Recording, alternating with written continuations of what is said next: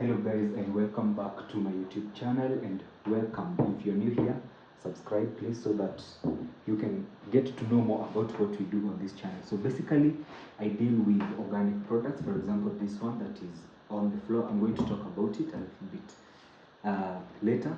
So basically what we do in this room that we are in is a formulation room for me, and this is where I make most of the products that I'm going to show you from scratch. So today I just want basically to talk about goat milk. So goat milk is a product from the goats basically. So people who rear goats, you know that we have several products from the goats. You can have the meat, you can have the milk, you can have wool, you can have other products from the goat.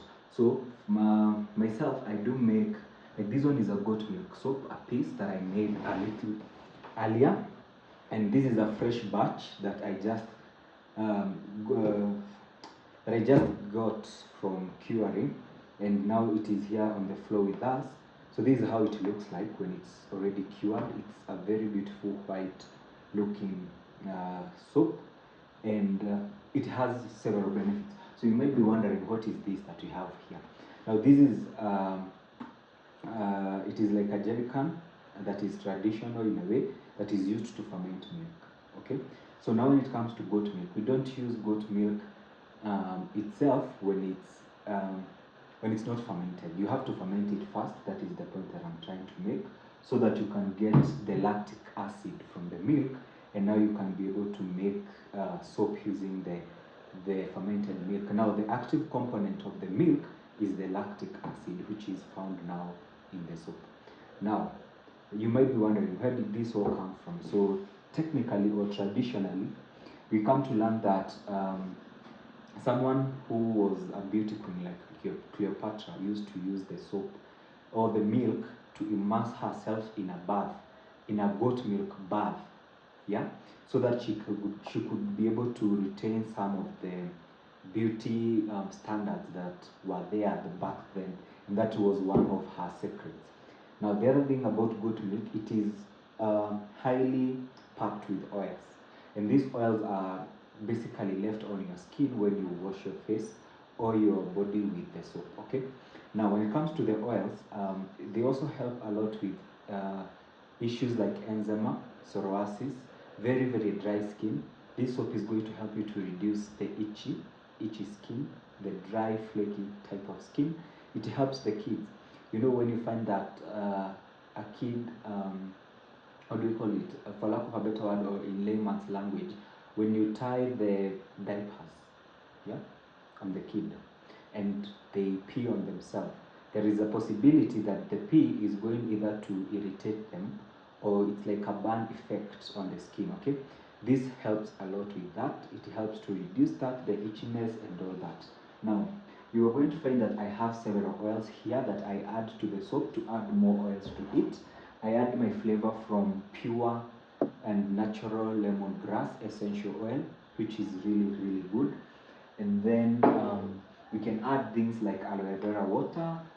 We can add things like rose water to add the value of the soap.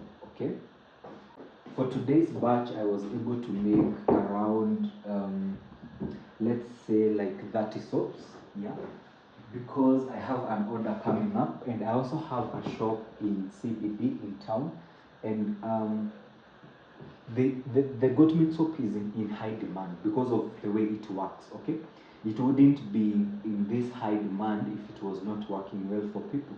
So it is the best selling soap that I have. I also make aloe vera soap, I also make turmeric soap, I also make charcoal soap, but this one has been the best on the shelf so far. Okay, the turmeric soap and the likes of the aloe vera and the charcoal, they have their own benefits, but because this one compacts a lot of benefits in this one piece, it has become or proven to be very marketable. Okay, when I was starting this making the organic products, I was doing it for myself, and because I had reached a point where I needed to do intensive research on a skin condition that I'm going to talk about on another video intensively.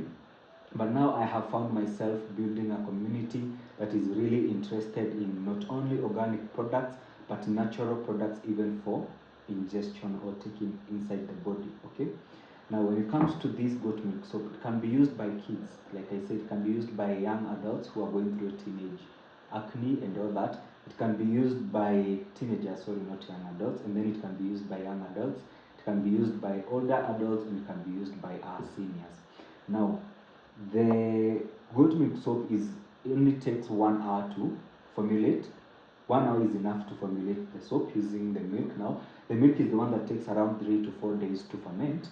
And then after that, when you're ready to get it out of the fermentation room, you now start the formulation, which will only take 1 to 2 hours at most. After that, the soap is supposed to cure for around 2 to 3 hours, and then now it is ready for packaging. Now, when you package it, you're going to find that this color has changed. This one is more whiter than this one. As the soap remains in the packaging bag or the packaging plastic container, it continues to cure, and the more it stays, the better it becomes. Rather than it spoiling, as long as there is no air space, because now when there is air space between the external, we don't use preservatives on the soap, okay? So now when there is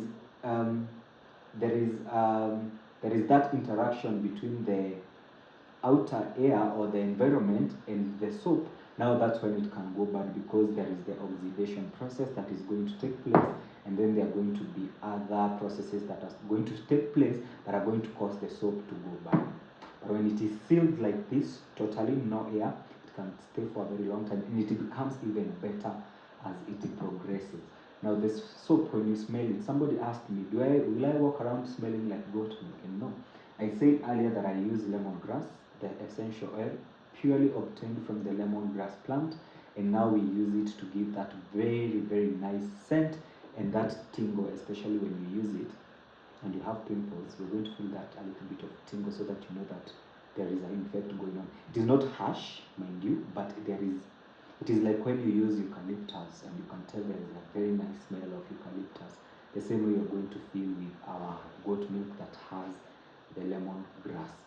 Now, a piece goes for 400 shillings. We have a shop in Nairobi, Kenya, and we do have trainings on how you're going to formulate your soaps, because you need the milk to be at the correct temperatures, degrees, and then you need the formulation process to be, do you know you can formulate something with only notes? I can give you notes on how I formulate, and you formulate it and you get something that is even poisonous. But when you come for training, you're able to understand that the temperature when you are double boiling the base, or the temperature when you are interacting with the milk and the base, is supposed to be at a certain level, so that you don't either denature something that is supposed to be helpful in the soap, or again, you don't do something. You can also do it lower than you're supposed to do it. So the training goes on. When you're ready, you can come and you attend. And the only thing that we are now looking for is goats, because now the supply of milk, especially in the area that I am in, is not it is quite expensive for you to get the milk, and then to get the good milk, because now you get someone who is adding water to the milk. You want to have either your own goats that you're milking at home, or you want to have a very trusted supplier. That is one of the challenges that we're having at the moment. And now the other challenge that we have is, when I told you that you're supposed to seal it, now I might give somebody the job to seal, but because they don't care about it, they're going to leave spaces. And then when I go to my shelf, I find like I have 10 soaps that are going bad because of that. That is one issue. Now you might ask yourself, you say that if you remove the paper, the soap might go bad, yeah? But again, if you remove the paper and you place the soap in your soap dish, and you're using it in the morning and in the evening, you're reducing also the process of oxidation, and your soap is not going to go bad. This soap is supposed to take you up to 3 weeks after unsealing the seal. Okay? After you unseal this, it goes for around 3 weeks without going bad. And then after that, you're just overdoing it, because it's a very, very small piece. Now, what is the best way to explain why you don't use milk directly? Now, as much as this is an organic soap, it has the foaming part of it, and the foaming part, or the lava part of it, is what removes the dirt on your face or on your skin. If you use the milk directly, like the way Cleopatra was doing, you're going to have to stay. Like she was having the bath for 4 hours for it to be effective. She would immerse herself in the bath and stay there for like 3-4 hours. don't have the time to do that. You don't have all the milk to do that. You can't take a cup of milk and wash your face because it's just like you've poured water. There is no big effect. Now this one is a bit long lasting on the skin because as you're showering and there is the lather and the oils that I'm talking about, they kind of stick on your skin for a moment and they do the purpose they're supposed to be doing. So I think that is enough explanation for the goat milk soap. One time when I'm formulating the soap, I'll try to do it on here on YouTube, and then I'll talk about other soaps that I make. I also make moisturizers, I also make serums, I also make hair products that are pure and organic. If you'd like to know more about any of this, please comment down below. Make sure you like and subscribe to know more about this. One day I'll do a routine as I use these products as well, and then you're going to see the whole process as it goes. So from me, my name is Kubai and I am a formulator, an organic formulator. I also speak a lot on the organic way of life, how to take your herbs and your teas and your hibiscus and everything, you know, the line that I'm going through.